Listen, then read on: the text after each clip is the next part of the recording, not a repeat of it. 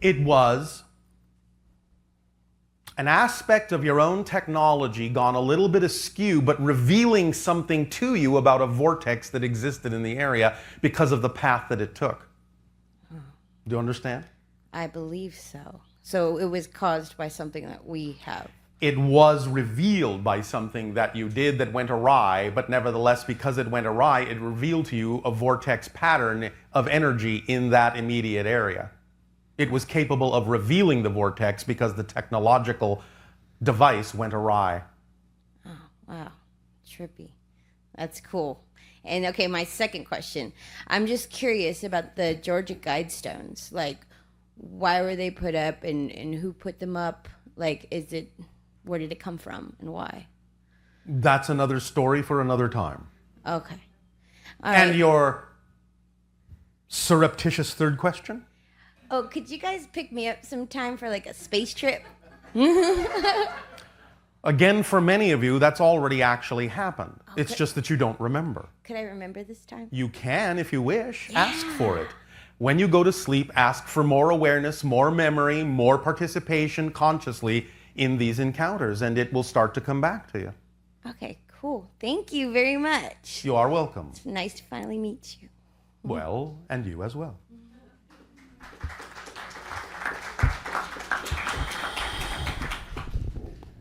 Hello, Bashar. And you, good day.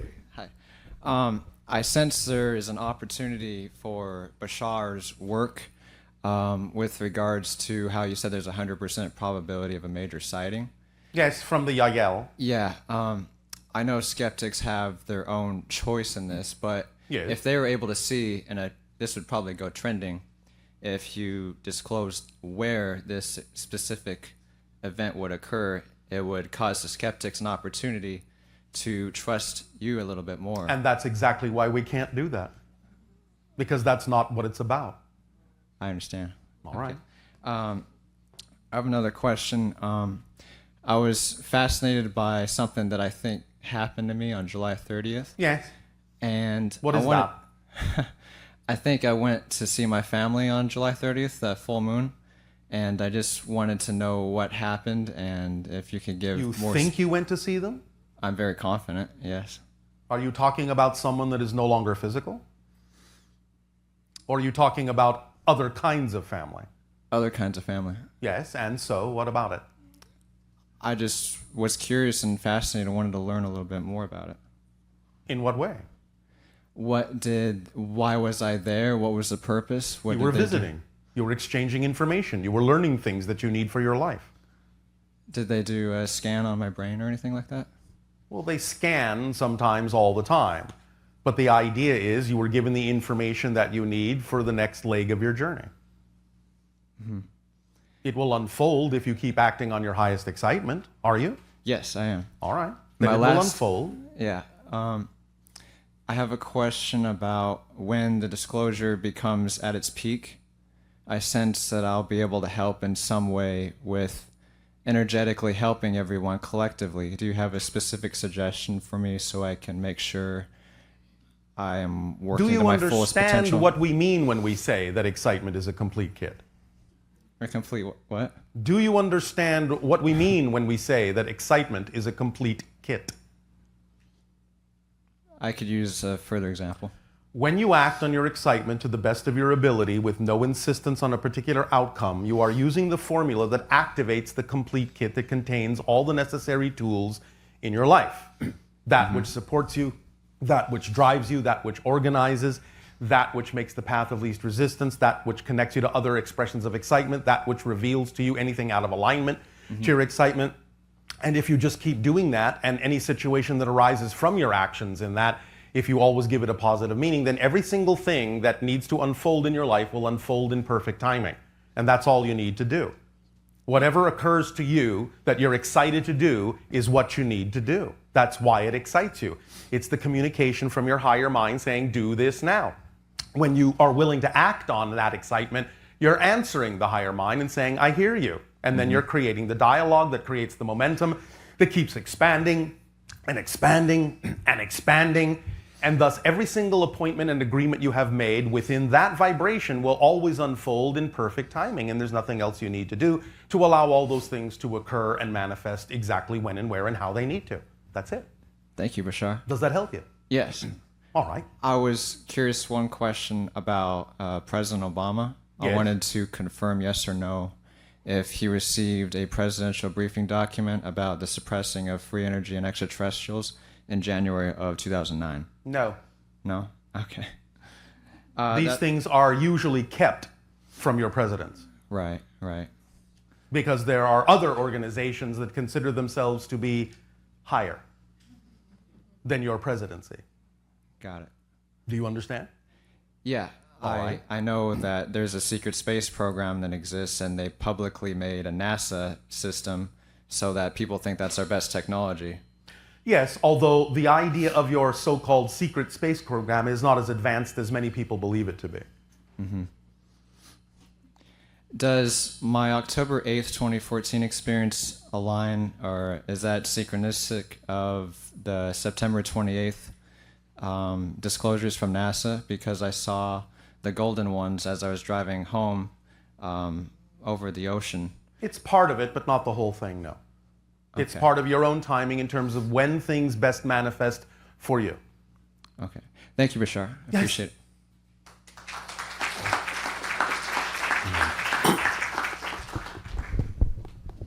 Good day, Bashar. And to you, good day.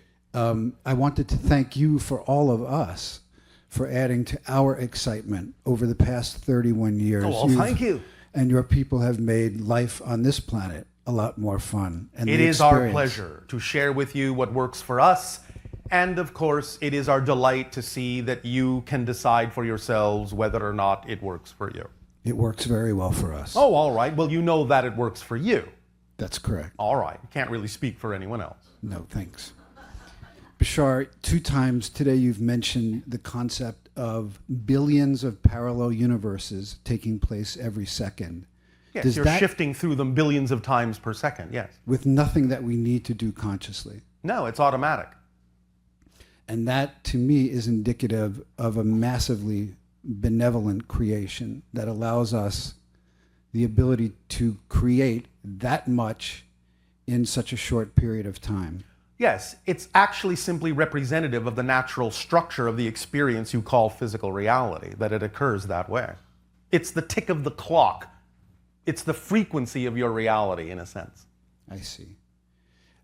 If you could, I perceive part of this new paradigm shift that we've been building to Yes. is representative into the entity that we all seem to experience and as refreshing in Pope Francis. And when you were giving the example that the information may come from a seemingly surprising source, it occurred to me that the Vatican would be such a surprising source. It has a high degree of probability of being one of them, but it's not the only one.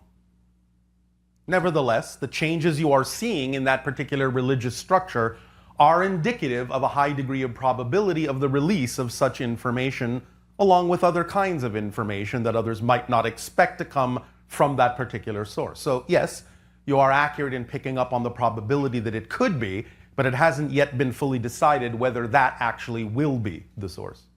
Okay, thank you very much for today. You are welcome. Thank you for today.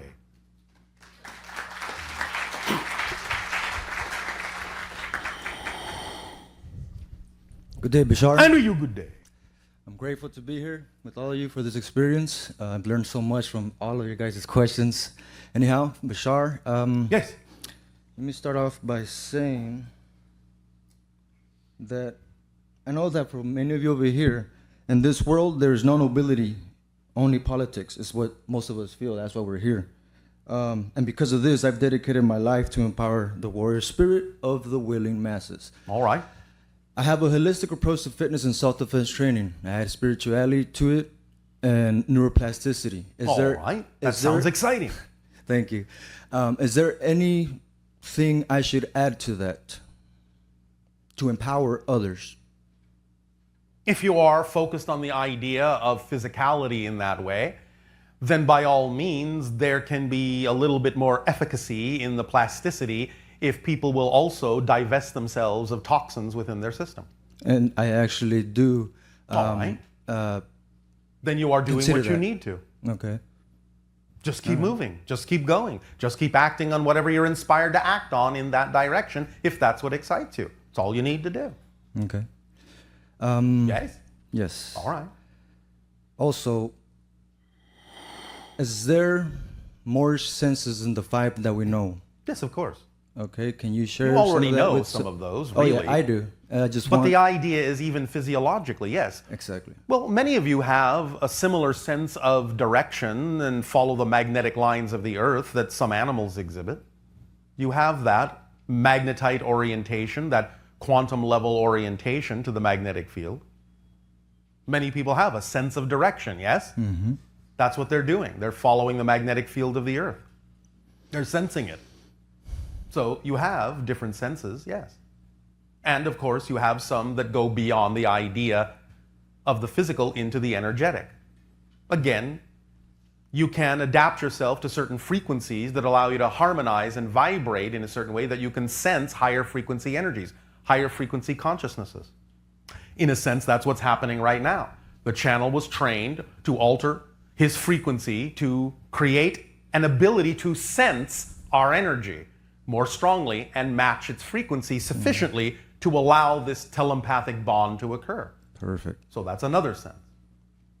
So go and explore and see what other senses you actually have. Come to your senses. Thank you for that. Also, I've been very close to death many times, and when I say that, it's how not just- exciting. And each time I came out perfectly unscratched. Yes. Well, yes and no.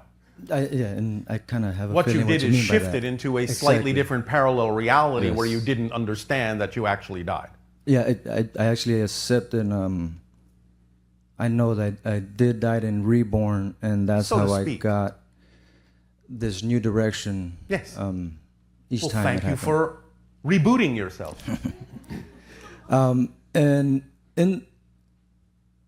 when I was in Iraq, I was blown up twice. Oh, how exciting.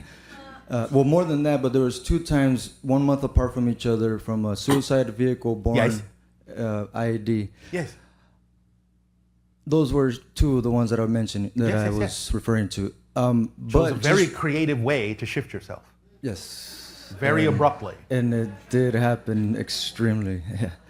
Yeah.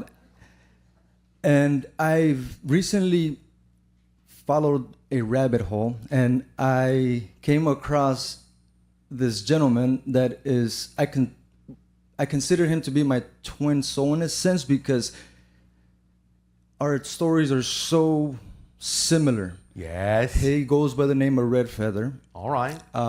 He's around my age. yes, He was yes. blown up the same times. Yes. Everything. We ended up in Alaska. Out of all All right. places. You've done something very interesting, rare, and unique here. Okay.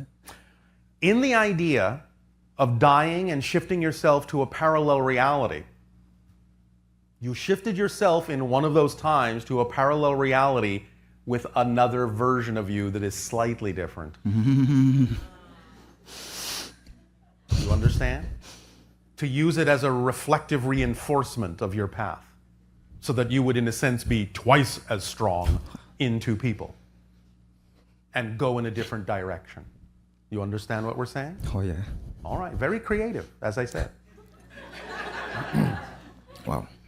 And I recently contacted a energy healing school nearby here in Pasadena, and when I spoke to the dean, I mentioned this Red Feather, and she said, "Wait a minute, what?" And she said that just a few days before that, Spirit came to her, and Yes. Spirit said that was Red Feather, and when I mentioned Red Feather, she's like, "Wait, what did you just say?" So, because of that, we connected Yes. immensely. Yes. As I said, you have increased your ability by having this dual reflection in one particular reality of yourself and a parallel self. Of course, Red Feather could look at it the other way too, creating a parallel version in his reality, you understand? Yes.